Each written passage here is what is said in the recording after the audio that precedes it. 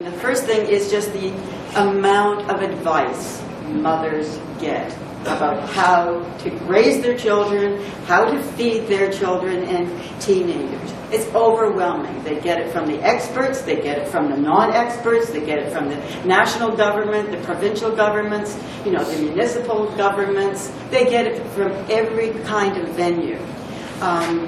One venue are the advertisements for food. And a lot of the images that Gary was showing us, were all about food. In the 1930s, I'll give you an example. The Nielsen's chocolate bar company advertised their chocolate bars not only because they were tasty to eat, but they also were rich in vitamins. The appeal to mothers was blatant. Quote, "Mothers, here is the perfect chocolate for kiddies. Nielsen's Jersey Milk Chocolate Bars. The natural craving of your children for sweets, natural craving, should be satisfied. Keep a box of Nielsen's Jersey Milk Chocolate Bars on hand and give each child a bar a day. Nourishment and health for growing children in every bar." Unquote. So along with the vitamins they get every day, they're going to have one a day chocolate bars. The second aspect of advice was sometimes quite complex. In the 1920s, a child's diet was to consist of 50% carbohydrates, 35% fat, and 15% protein. And they were told the kinds of food that would have this. Thus, no longer are you telling mothers about feeding your family, you're feeding them nutrients. That's what's important.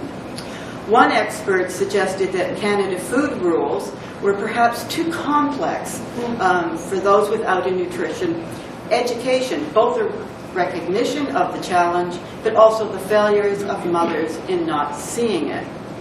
The third aspect of the advice is it's often contradictory. So one expert saying one thing and another expert saying something else. In the 1960s, the chief of the nutrition division of the Department of National Health and Welfare, in discussing the shift from Canada's food rules to Canada's food guide, noted that one of the problems with the former had been that the recommendations made for food for young children had been too high in calories. So now we have fat children. So here's the government sending out the Canada food rules. Mothers are perhaps following it if they can, and then a couple of years later, or a decade later, they've changed their mind about what's best, for the children. So that's the first factor.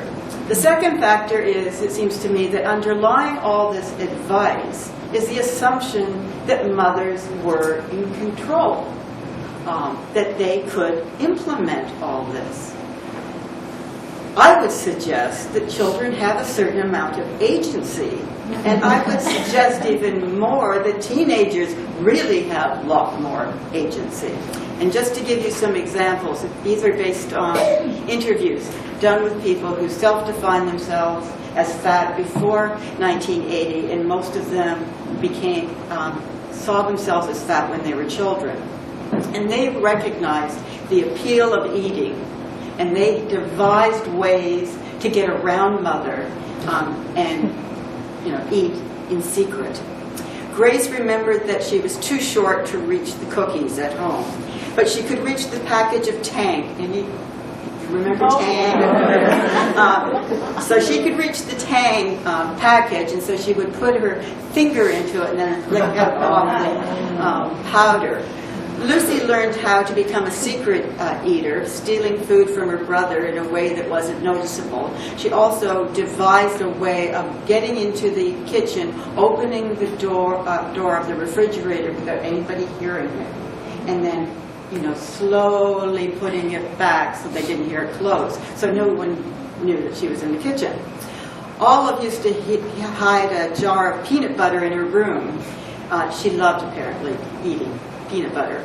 But her Hungarian parents thought it disgusting. And I was thinking, when you were talking about the ethnic food yesterday, Frank, about about olive. Anyways, I guess she was trying to be part of the Canadian way with peanut butter.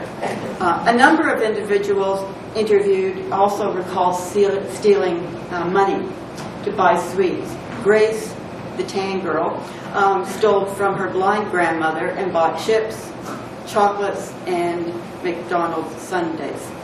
This is a kind of agency that most of the experts don't recognize, but mothers had to face.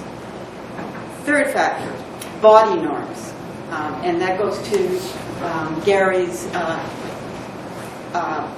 image of the chubby girl, of the chubby child. And that is a healthy child. In the 1920s, the 30s, and even the 40s, a healthy child looks chubby. A baby is healthy if it's fat. And that was drilled into everybody. And so what you wanted to do as a mother was to have a chubby child. Because not only did you think that that meant your child was healthy, but everyone would also see you as a good mother. You don't want to have a skinny child. And advertisements emphasize that goal of eating and the necessity for it for growth in children. And they appealed to the fear of mothers, of being a bad mother and somehow failing their children. In the 1960s, for example, Swift's Premium Franks had a telling advertisement in Shadow Lane. The visual was a chubby boy carrying an armful of wieners. Part of the text was, quote, "No fair counting how many. A youngster may be finicky about everything else, but somehow he managed to down 4 of these appetizing favorites without batting an eye. And that's A-OK, Mom, because here is meat power from Swift, a good dietary source of protein," unquote. No wonder mothers were overjoyed if children had a happy, hearty appetite. The message was that she was a good mother. For teenagers, however, the body norm was slightly different. Fat was the enemy, particularly for teenage girls. Surprise, surprise. And a lot of the women's magazines were constantly publishing articles on teenagers and letting them know that they had to get rid of a bulge here and bump somewhere else on their body to be attractive. For boys it was different. They had to be certainly bigger than their sisters and a bit more solid. So the mothers then are caught between what they thought a healthy child's body was, and then when that child becomes a teenager, what the teenager thinks is an attractive body, and that body is different between girls and boys. And she has to figure how to balance all this. Fourth factor is mother has a body as well as the children, and she is being told constantly through these decades, remain slender. Do not put on weight. But what was the reality? All these nutritional studies that had been done, to look to the health of children also were looking at the family health and all the members of the family.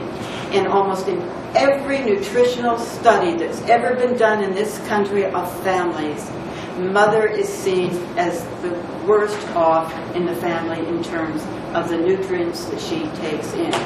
So basically, I would say that mothers took their responsibility incredibly seriously as the controller of food, and that was to see that her children were fed well, her husband was fed well, and her nutritional needs came last in the family. And that almost was never really recognized. Last factor, the dynamics of families. Experts gave out generic advice, advice that so-called anybody followed. Mothers, however, were members of a specific family, and there was often a disconnect, shall we say, between the two. For example, family economic situations. Connie's mother, a single mom, came from war-torn Europe, and although Connie had issues about her mother, and still does, and the food she piled on her plate, Connie did acknowledge it was her mother's own experience of deprivation in war-torn Europe that caused this. Again, not always recognized. As well, families were and are complex entities. To cope with a family, do so with an eye to meeting the different needs of young children, teenagers, husbands, overweight members, underweight members, not to mention their own nutritional needs, shall we say, was somewhat challenging for mothers. As well, traditional foodways were such that new advice was not easy to incorporate into a daily schedule. Traditional food came with a deep cultural meaning and could not be jettisoned easily. And that difficulty was almost never recognized. So, it was all about food? Not really. It was about nutrition, getting children to eat what was deemed best for them, and it posed more of a problem than anyone was willing to acknowledge or expected. And who was to blame? Because with children, you're always looking for somebody to blame. And the person at the center providing food vis-a-vis children were the mothers. Choosing the mothers to blame made a certain amount of sense, given the conventional wisdom of the time period. After all, we've seen that ideal of what a mother is supposed to be. So my mothers, in terms of the expert's perspective, were failing. But when looked at from a mother's perspective, blame was not helpful, nor, I would argue, that it is today. The concept of blame itself, I would say, is very problematic given the complexity of obesity and how long it has actually been with us.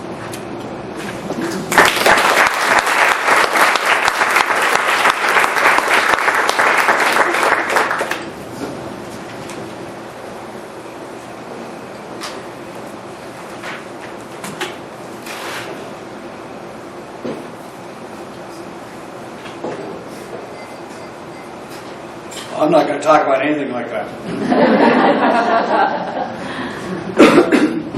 Topic of my discussion is the unsung queens of cheese.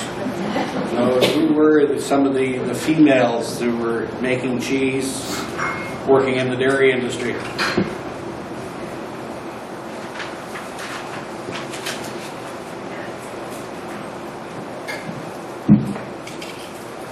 The ancient poets ne'er did dream that Canada was land of cream.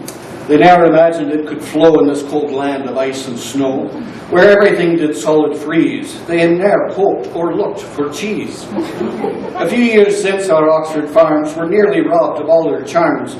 Our crop the weary land grew poor, and nearly barren as a moor. But now their owners live at ease, rejoicing in their crop of cheese. And since they justly treat the soil and are well rewarded for their toil, the land enriched by goodly cow yields plenty now to fill their mouths. Both wheat and barley, oats and peas, but still the greatest boast is cheese. Cow, you must treat her as a queen. When grass is dry, cut her feed green. She will repay you for your toiling, for there's profit in the soiling. It benefits one daily sees, who takes an interest in the cheese. And you must careful fill your mouths with good provender for your cows. And in the winter keep them warm, protect them safe all times of harm. For cows do dearly love their ease, which doth ensure best grades of cheese. To us it is glorious theme to sing of milk and curds and cream. Were it collected, it could float on its bosom small steamboat. Cows, numerous as a swarm of bees, are milked in Oxford to make cheese. To prove the wealth that here abounds, one cheese weighed 8,000 pounds. Had it been hung and high at noon, folks would have thought it was the moon. 'Tis said with triumph o'er the seas, 'twas hailed with welcome, Queen of Cheese. This poem by former Ingersoll resident, the late James McIntyre, entitled Oxford Cheese Ode, is one of several which he wrote concerning the state of the dairy industry in and around Ingersoll in the mid-1860s through the 1880s. Sometimes referred to as the Chaucer of cheese, he's also considered the Canada's worst poet. However, I think I have to agree, though, with Heather Menzies in her book, The Story of Oxford Cheddar Cheese, of Ontario's cheddar cheese, where she offers credible justification for his folkloric poetry. His works have often been taken out of context, and when removed from the local area, they tend to lose their relevance. Some of his works will be cited in the course of his paper on the Unsung Queens of cheesemaking in Ontario. Early cheesemaking took place in the settler's home, and this was generally the responsibility of the women. The product they created was called cottage craft cheese. Now that's craft with a C, not with a K. The 1861 census reveals that Oxford was manufacturing 400,000 pounds of cheese of the total 2.6 million made in the rest of the province. When contemplating who the queens of cheese were, the first that really came to mind was Lydia Rennie. She's long been considered the first person to make cheese in Oxford on a commercial scale. In an 1896 interview for the Daily Sentinel Review, the former warden of Oxford County and builder of the Brown